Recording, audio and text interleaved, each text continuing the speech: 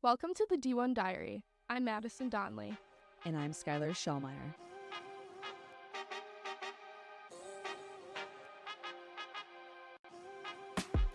This podcast is to give current and former athletes at the collegiate or professional level the light to share their individual and personal stories about life during athletics and everything behind the scenes.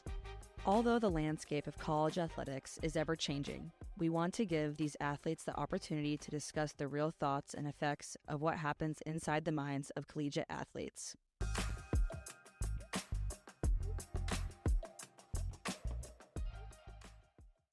All right, welcome back to the D1 Diary. For those of you that are still new to our podcast, I'm your host, Madison Donnelly. And I'm Skyler. Today, I'm super excited. I'm going to be interviewing Skyler, which I actually don't know a lot of these questions. Or I guess the answers to these questions. So starting off, can you just tell me how you got into softball at such a young age? My mom played softball in high school. She didn't play in college because she had me when she was 21. Then my dad played baseball in high school, and he got into slow pitch when I was a little younger. I think I was probably 4 or 5, 6, but he was playing around then, so I was always on the ballpark already. And then I think they just threw me T-ball league. T-ball is kind of stupid, but yeah, that's where I started. I hated it at first, and then kind of just clicked for me one day that I really started to like it and actually love it. And yeah. What age do you think it started to click? And was there an age that you knew you were pretty good at it? I want to say I was maybe 7, 8, 9, around that age. By that point, I could throw, I could catch, obviously not very well because I'm 8 or 9 years old.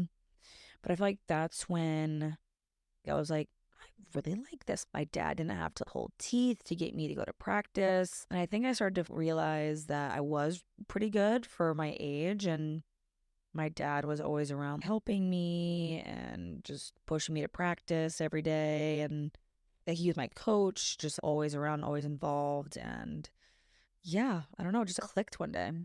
What ages was he your coach? He was my coach probably since I started. Oh, really? Oh my gosh. Because yeah, he was doing T-ball and all that stuff. So probably when I was 5 or 6 to...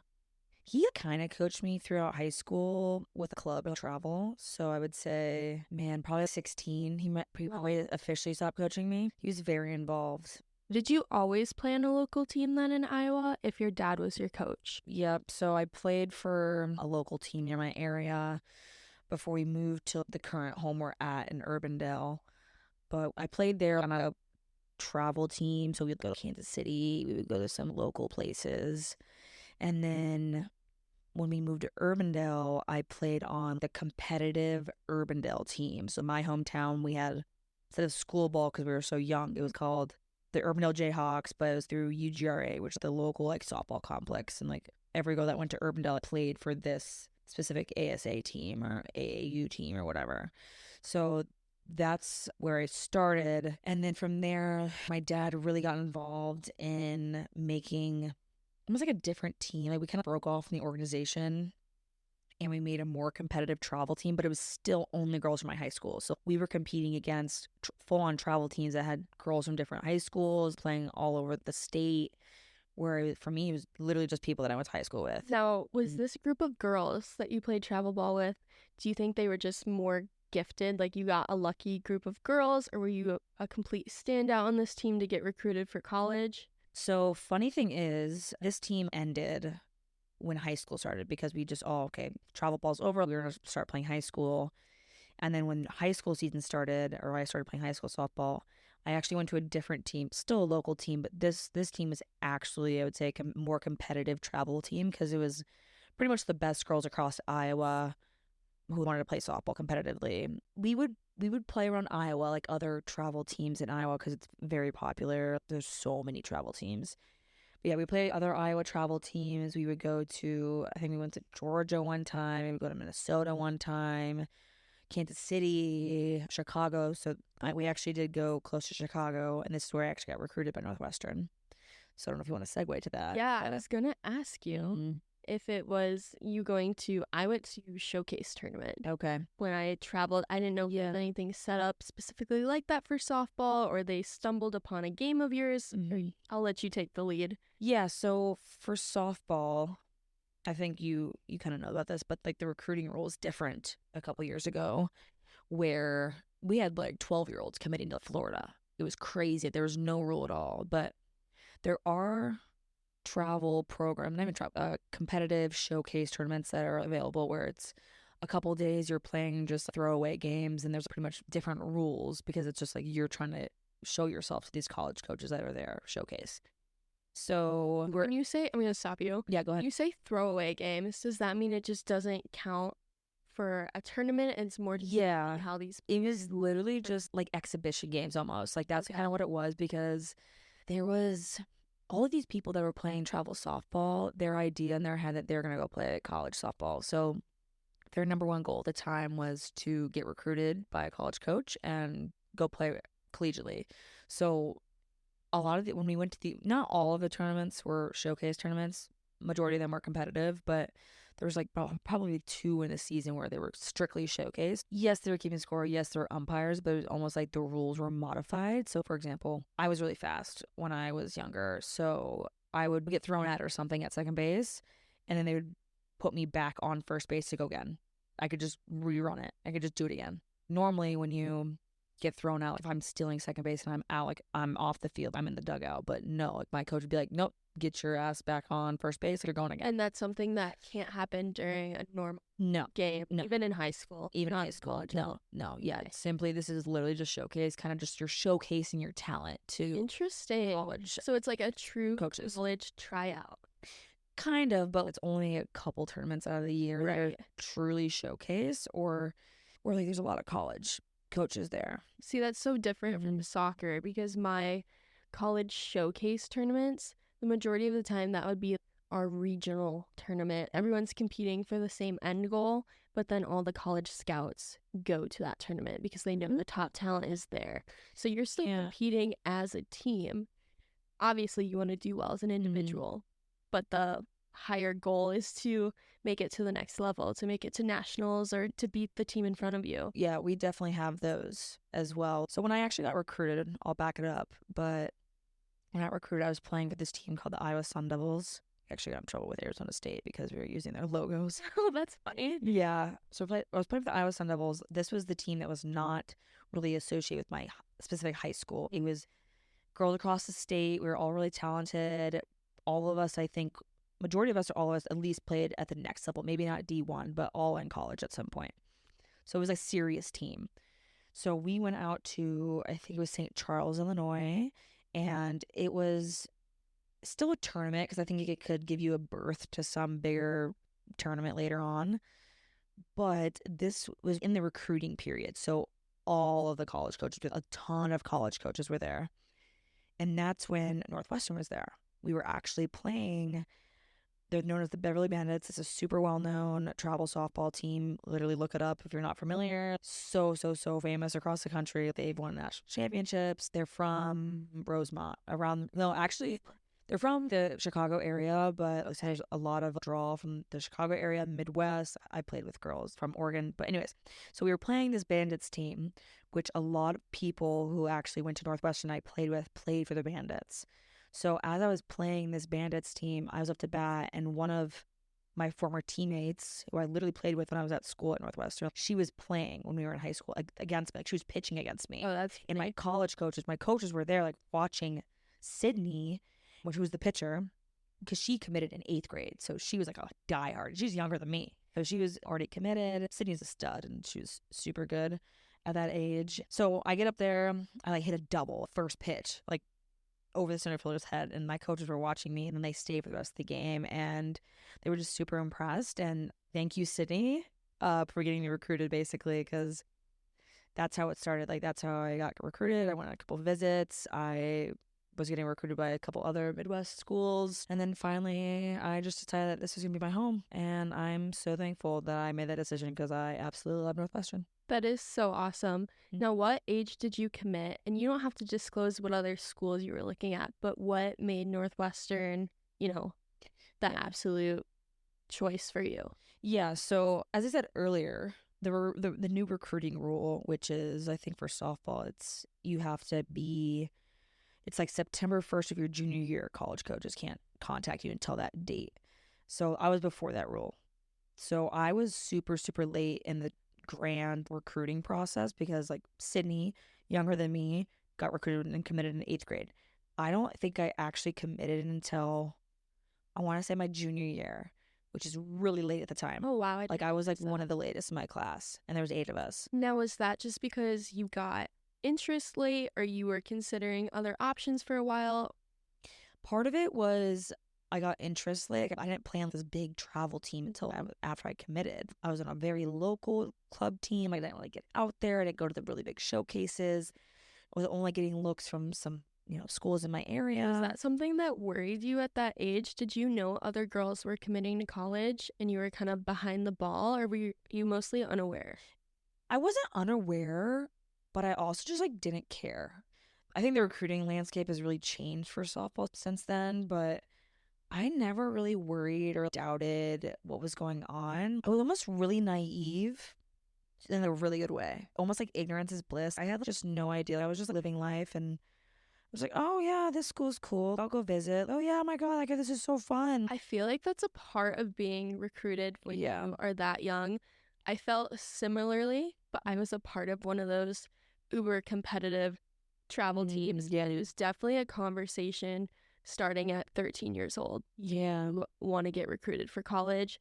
These college coaches are coming.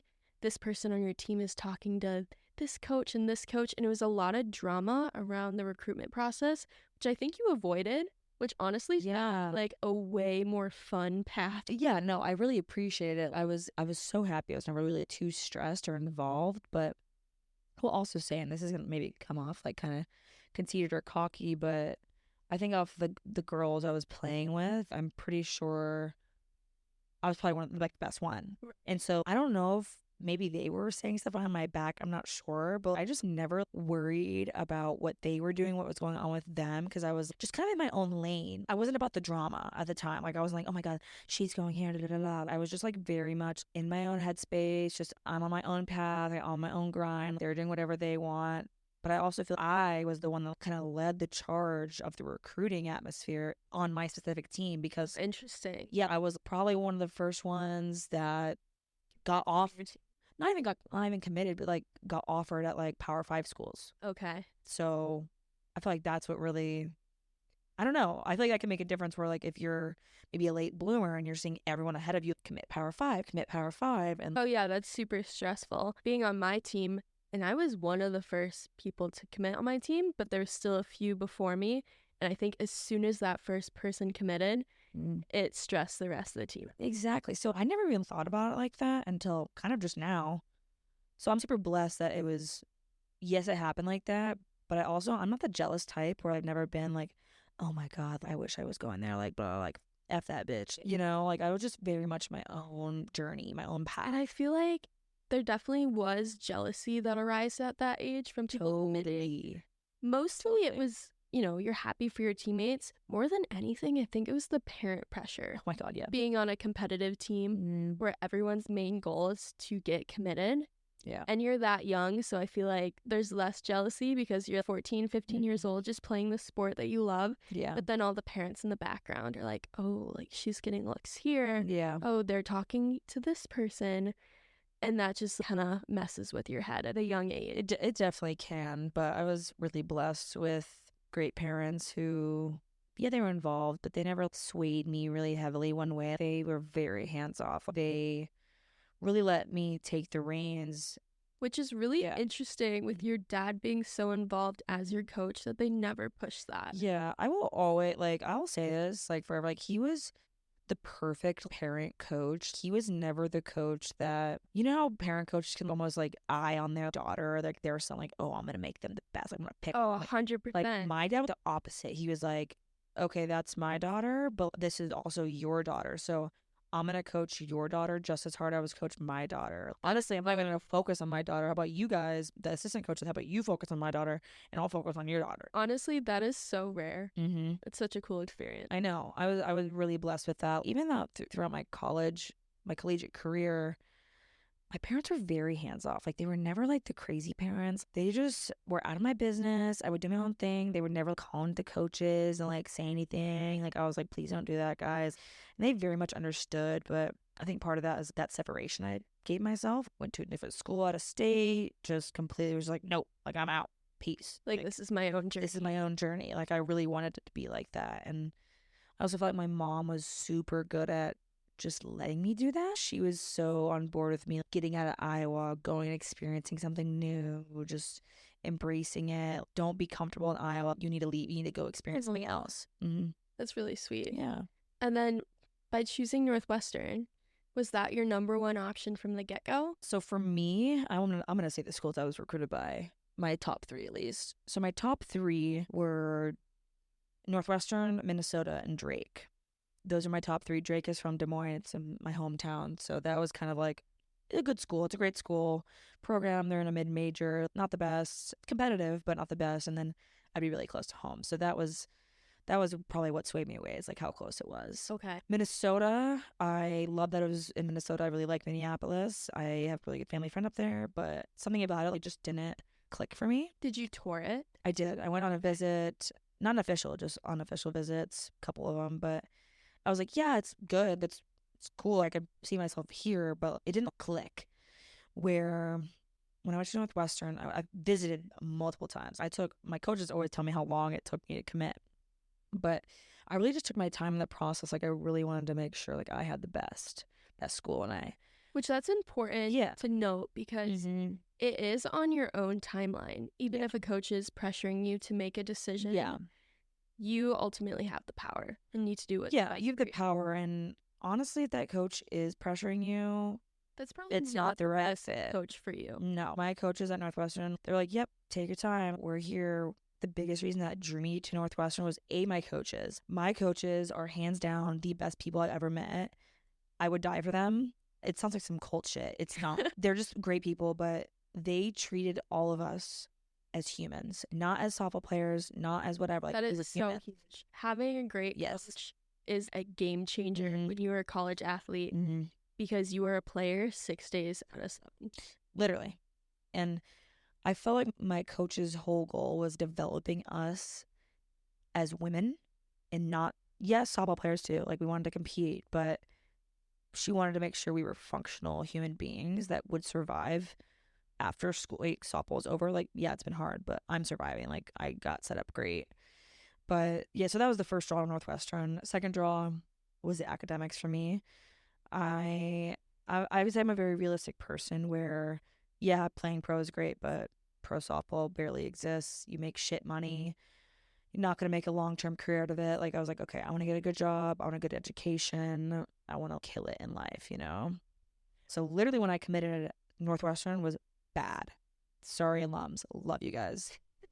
They were not very good. Like, I always, like, people like around my peers at the time, they're like, so like, how are they? And I was like, yeah, they're okay. Honestly, that was the way soccer was for me. And I feel like we were at a point when we were freshmen, all of our sports were turning around. Yeah, totally. It was really cool, actually. And now women's sports are awesome. And we had the new facility literally as freshmen on the lake. So I feel like we were just set up for success. Oh my God, yeah, it was great. I had the best 10 out of 10 experience. Wouldn't change a thing.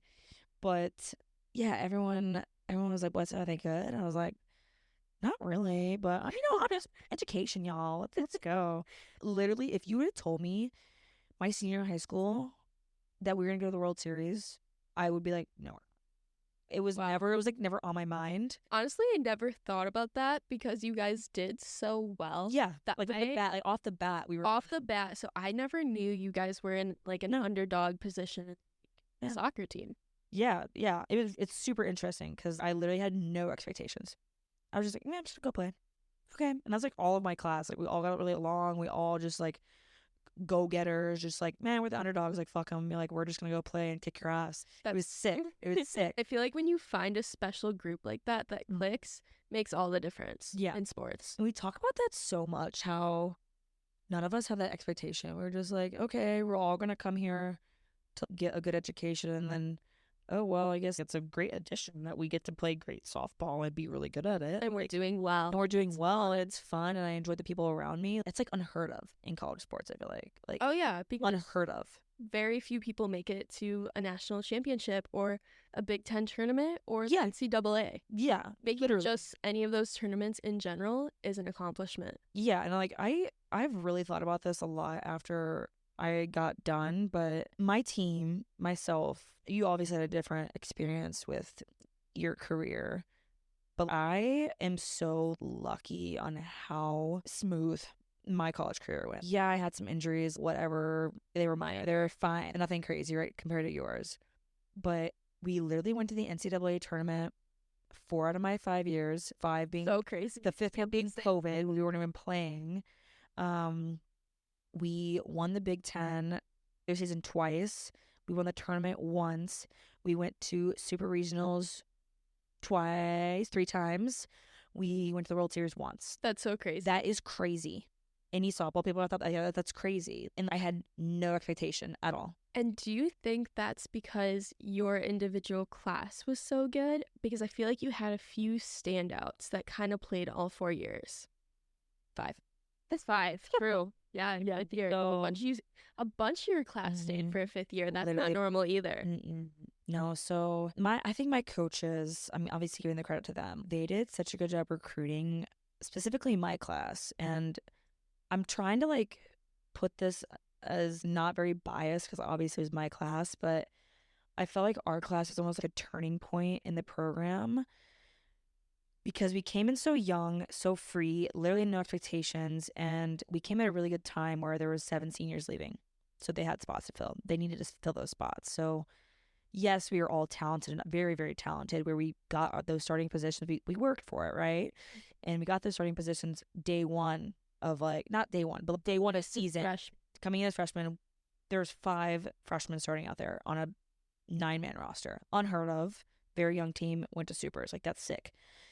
And then from then on out, it was almost just like we were just building this really big ball of experience. And because our class was so big that we just had so much knowledge and such unique different perspectives, because we all have different lives and all different perspectives, that we almost had like a different perspective for anything that anyone needed. So any of the younger class, like underclassmen, when we went to, I don't know, even like the NCAA tournament when we were juniors, or when we went to the World Series or Super Regionals when we were seniors, everyone below us, they just like almost took on our energy because we've been there before.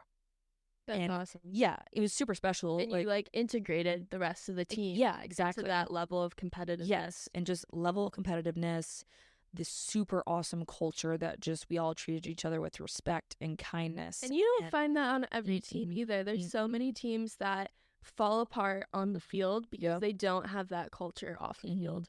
And that's something my coach, like, again, credit to her, Kate and Carol, best people I know, but they instilled that in us from literally day one we stepped on campus, probably even before that. But our whole mantra was being remarkable, and that is being the very best version of yourself every single day, but also giving each other grace and gratitude and the benefit of the doubt. Because these are your teammates, these are your sisters, we're going to trust them. You need to trust them, and if something does go wrong, okay, let's fix it. Like, it's just a bad day or a bad play, you move on. Yeah. You get it the next time. Or something happens off the field, like, okay, like, let's talk about it, let's move on. And maybe they were having a bad day. Like, you don't know. Give them that benefit of the doubt, but be remarkable. Be the very best version of yourself every single day, and everything will work out, I swear. Now, having your dad as your coach up until 16, obviously, I feel like in the majority of women's sports, we still have male coaches. I know I had one female coach for one season when I was 9 years old. Besides that, I always had male coaches. So how was it, one, going from having your dad as a coach to someone new as your coach that you weren't related to? And then 2, going from a male coach to a female coach? Good question. My dad only coached me up until probably high school, because once I got into high school, I went to the different club team, and then I had a different actual high school coach. My high school coach was a female for most of my career, or a woman, female, whatever. So my dad was very he was hands-on, but he wasn't controlling. Like I said, like, he was very much like, I'm going to treat you like I treat the other players. I'm not going to treat you special because you're my daughter. If anything, I'm going to go harder on you because you don't get to act different because you're my daughter. So I think that helped, the way he raised me and coached me. Going from, so my travel ball coach in high school, he was male. Okay. He was kind of very hands off. It was like, we were just like kind of going out and playing almost. It was just like, go. Kind of like a baby. Like, just, yeah, like literally a babysitter. Like, okay, I'm going to watch you. I'm going to call some plays and you're going to do whatever the fuck you want.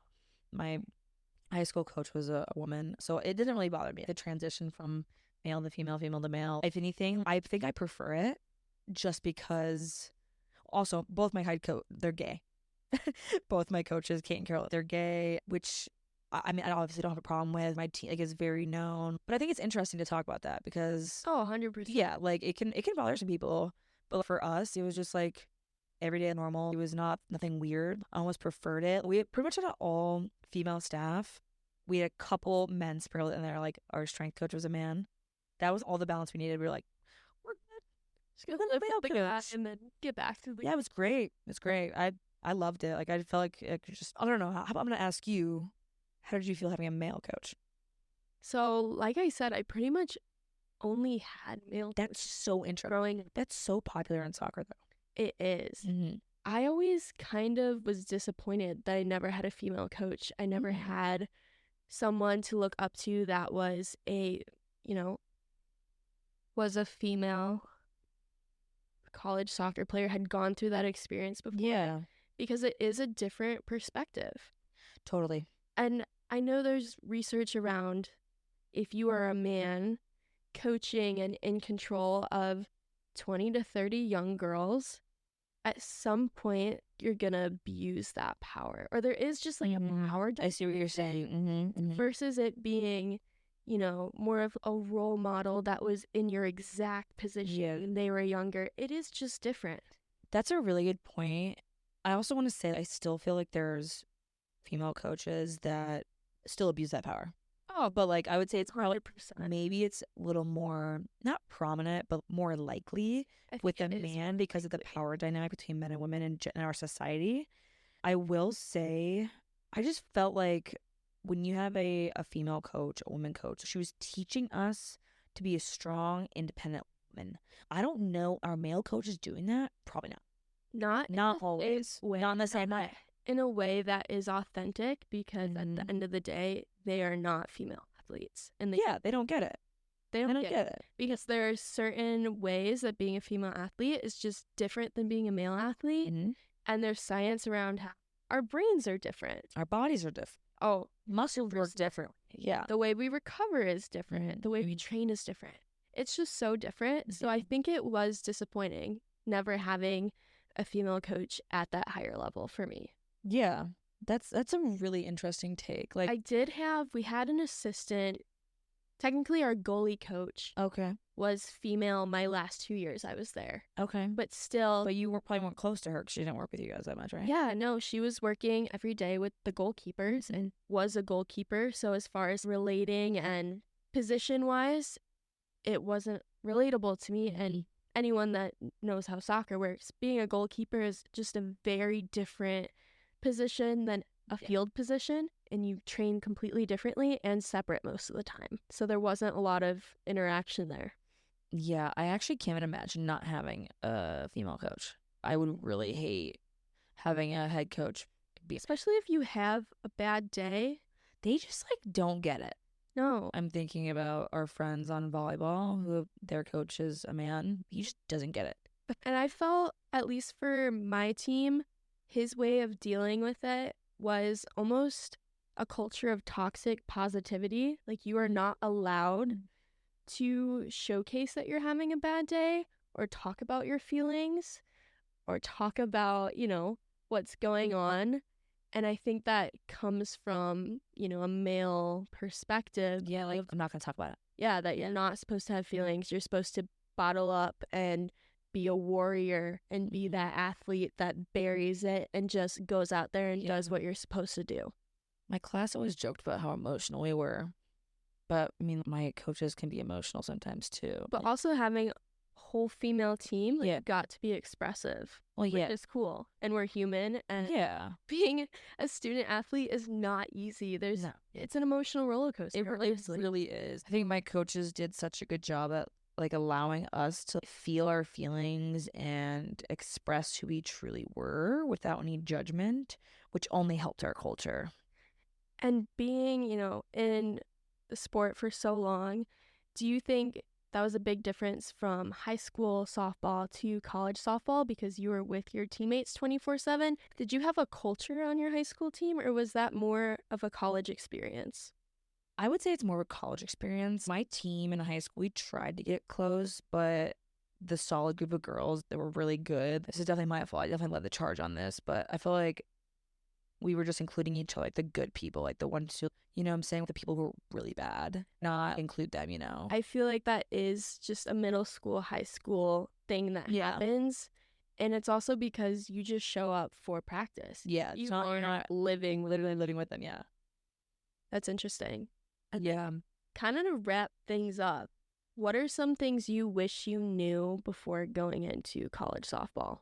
I think something I really learned really quickly across my 5 years is I really tried to take a step back from the game when I was playing it. If you go back and watch a film on me, I'm a really passionate person and I can almost get too high, like too hot. I'm not playing well because I'm too hot. Or I would, be early stages of my career, I would get too low. Like if I would do bad, like I was like, oh, wow, like what It would like ruin your drink? I'd be too cold. Oh, I was the same way. So something I really learned, and I tried to really instill this in my younger homies, shout out Grace Nito, shout out Kelsey Nader. I really tried to show them the way early on in their career that you have to be like even keeled, little spikes of positivity. The negatives don't exist. But at the same point, like it's okay to show genuine, true negative emotion at the right point in time. You don't want to completely be mute to everything that you're doing, pick right? and choose your moment. Pick and choose your moments, but don't let it define you. There's a difference of like, okay, me striking out and being really pissed off about it and just like throwing my bat and knowing I know in the back of my head, like I'm doing that for a show. I'm just doing it to show my teammates how much I care, but they don't need that. They know how much they know how much I care because they trust me and I trust them. Where the difference is that, okay, if I strike out, I'm going to be like, okay, take my 5 seconds, deep breath. Okay. And see like smiling coming. No. Strike out. But no, you can still show emotion, but not be an asshole about it and ruin the rest of the people around you, right? So I think just having that emotional intelligence about myself and knowing how to react in situations and also knowing when to be my true self and show that genuine emotion is something I really appreciate and glad I learned really fast in my career. Do you think that has helped you host softball? Being able to control your emotions? Yes, especially in the working world. It's something I'll talk about a lot, but in my current job, I feel like, I'm really efficient. I'm really efficient when I do because I feel like I played sports. They ask me to do something, it's done in 5 minutes. It takes me literally 5 minutes. It'll take them 45 minutes. The other thing is, yes, controlling my emotions. So something negative happens in the office, for example, my coworkers are freaking out. They're like, I was like, oh my God, like this is fucking. And yeah, okay, I complain in the office, but I problem solve. I'm not just, oh my freaking, like a small minor thing that I'm not freaking out over. I just tackle it. And I feel like that's something that athletics has really taught me. Yeah, I agree. Because you have to problem solve every day. Because every day there's new challenges. New relationships to work on. And you're stuck with those people, so you better figure it out. Yeah, exactly. Your coach handpicked those people around you, and now you guys are best friends forever. Crazy. And then if there was 1 year of college you could go back to and relive it, what would it be? 2021, 2022. This is our senior year. Hands down, this was post-COVID, so like the first year where everything was open pretty much. And so everyone was on campus, everything was back to normal, in quotes. And I just remember having the most fun that fall. That fall, my team, we hung out every single week and we were almost step by step in sync in everything we did. And we were just like, okay, what if COVID happens again? We just like almost wanted to soak up all of our time together. And I think because we laid that foundation, we were so in sync and in tune with each other that when our season did roll around, it was just full bore like steam. Like we were just you cannot stop us. We're just on the move. I think that's what pushed us to go to the World Series that year. That's awesome. Yeah. It was so much fun. I could talk about that forever. Actually, can you talk about your World Series experience? I feel like that's important for people to hear about. Yeah. So World Series, we went spring or summer of 2022. We were the 8 seed. Nope, we were the 9 seed that year when we saw the NCAA selection show. We hosted regionals, and whoever would win regionals would go to Arizona State and play the winner of that regional. Arizona State won. We had to fly out to Tempe. Took our first private jet ever of our career, of my class at least, because we were seniors at the time. Which normally only football players Exactly. Or like sometimes volleyball and basketball, but yeah. So having that must be huge. Great experience. But yeah, so we flew out to Tempe. It was unbearably hot. It was stupid. It was like 102. But we won the first game, I think in 10 or 11 innings. We were playing on West Coast time. Everyone back at home, it was like midnight when they were watching. So we won that first game. It was the longest game ever. Second game, we were down. I think we almost actually hit it out to like, I think, win, because we were home team at that point. But we ended up losing in 8 innings by 1. So it pushed the third game. The third game comes around. Were you guys nervous? Oh my God. So nervous because, yeah, I was incredibly nervous. It was so nerve-wracking. But first inning, we go down 5-0. Oh, wow. We go down 5-0 in the first inning, and me and my buddy Rachel Lewis, and I was playing center, she was playing right. We were looking at each other and we were like, oh my God, is this how our season's going to end? I love playing with you. Thank you for everything. We were like literally being sappy with each other. And then we slowly, like, we scored a couple of runs. We kept holding them. Like, we're just kind of being stagnant. We're kind of just like moping, like not getting our shit together. And finally, I think it was I want to say like the 5th inning, and my assistant coach, our coaches never yell at us. Like, they never yell at us. But in that moment, they huddled us and screamed at us. And they're like, you are throwing away this shot. You are throwing it away. You're throwing away in the garbage. It was so intense, so emotional. But it was literally like a fire was lit under all of our asses. We just started passing the bat. I think we ended up scoring like 5 or 6 that inning. And like, it was crazy. Nito did amazing, even though she was like hurt. I think we ended up scoring like 8 in total, like 8 runs. We were in the bottom of the 7th. So this was their last shot. Then we had 2 outs. I think we had a runner on second or something, maybe first and second. So if this girl hits a home run, we're going to tie the game, right? Daniel also threw, I don't know how many pitches, like 800 pitches or something. Oh my. It was stupid. She pitched like every single game. It was crazy. But Daniel throws a pitch, and this girl pops out to Hannah Katie, foul territory. And it was just one of the best experiences. That was my favorite like series I've ever played in. World Series, yes, it was so much fun to get there. Every girl dreams of that, playing softball. I didn't. I was just like, I'm living life. I'm playing softball, whatever. But yeah, I got there. It flew by. I can't even remember it because there was so much emotion. We flew directly from Tempe to Oklahoma City. Like, we didn't get to go home. It was just chaotic. I remember that. I think I was texting. Yeah. Are you coming back? Yeah. And it was just crazy. We were just like, we're prepared. We were exhausted. We had like the hardest super regional. Danielle was dead. Jordan and Danielle were sick. It was just a mess. First game, we also have Oklahoma, like the best team in the country, and they ended up winning the whole thing that year. We got blown out of the water. But you made it there. We made it there, which I don't care. That's a very cool accomplishment, and I'll die on that hill. But we were exhausted. I don't really care because we made it there, and I think we were just like, we got there finally. I think the best part, obviously not that you got knocked out by Oklahoma, but you guys had that mindset that you're like, we made the World Series. That's dope. And then you guys came home and had a party bus winning. Oh my God. So double elimination for World Series. And literally, so we played UCLA for a second game. We lost that game, whatever. It sucked, but it was fine. But literally we didn't even leave the parking lot after we lost. And we had a party bus lined up for the next day. So we all get back, and then we just, boom, party bus. It was sick. I felt like that was not the peak of my class, but it was like where all 8 of us were there. We still had Rachel, who was a lone 5th year. She was a very integral part of the process, the program, the whole thing. And yeah, it was just really fun to like sit there and be like, wow, we finally did it. What a great way to cap off our senior year. And then we got lucky and we all decided to come back.